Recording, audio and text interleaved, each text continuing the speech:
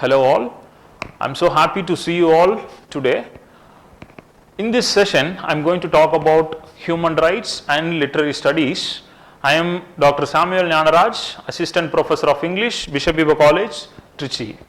So, what we are going to learn and the outcome of the today's session, first thing is to explore the intersection between human rights and literature. The second thing is to emphasize the importance of studying literature and its highlight that propagates human rights. Once you understand, after completion of this session, you will be understand the significance of literary works in raising awareness and advocating for human rights.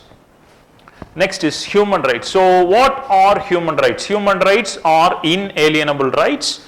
All human beings, irrespective of class, irrespective of race, irrespective of religion, all are entitled to the human rights. So, human rights are inherent, which means like it is inborn.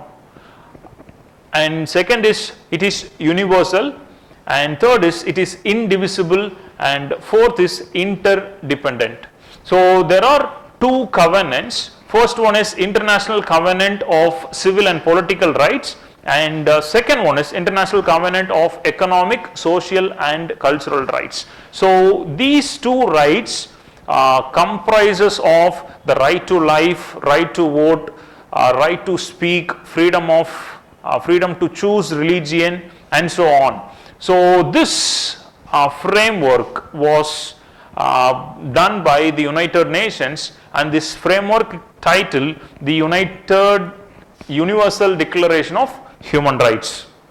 Next is human rights and literary studies. So I would like to talk about three important things we should know as the students of literature and as the students who are willing to know how can we interpret or how can we use human rights to analyze literary studies. First one is exploring human rights, human conditions. Second one is documenting injustice. Third one is empathy building. So here, first one, exploring human conditions. Literature or any texts that delves into the lives of human beings, whether the lives may be of politically or socially, culturally, economically,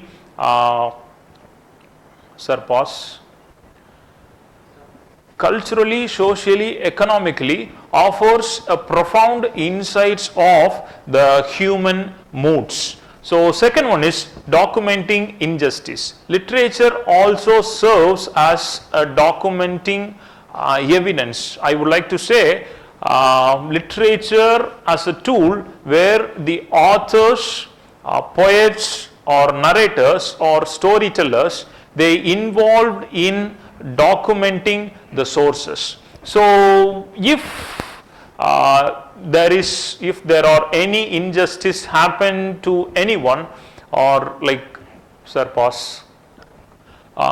documenting injustice, literature also serves as a documentation where the authors, writers, poets, they used to document in order to speak for the people. Third one is empathy building. So literature fosters empathy. So empathy is a primal thing that we should practice in our day-to-day lives, where this literature promotes empathy, where I can look my fellow person, where I can understand my fellow person in his difficult times, where I can connect with him. So that is empathy building. Literature fosters empathy building.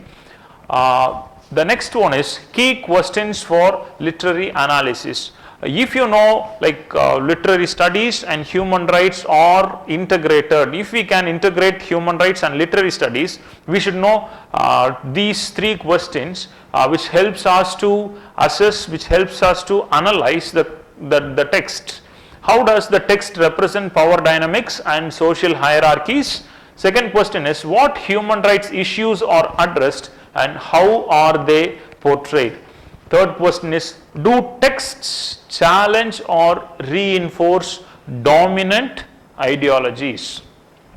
So the next is, I have selected few texts to discuss. So before studying the text, I want to pause. Next is texts. I have selected few texts. Before going to the text, I want to say a few thinkers, few notable critics. One is Pramod K. Nair in his book Human Rights and Literature, and James Davis, Human Rights in Literary Studies. They both have discussed how the works, how the people's work or people's struggle, how the power oppressed the working class men. They have discussed a lot. Sir, pause. Text. Here I have listed few works. First one is Cry, the Beloved Country, published in the year 1948 by Alan Paton. The Handmaid's Tale, published in the year 1985 by Margaret Atwood. Both the texts, they are discussing the apartheid that happened in South Africa. Next is To Kill a Mockingbird, published in the year 1960 by Harper Lee. And second text is Beloved, published in the year 1987 by Toni Morrison. And The Prisons We Broke, published in the year 2009 by Baby Comley. So these texts highlights the racial, social and caste discrimination that exists in the society, and these texts that exemplify the intersection of human rights and literature. Thank you.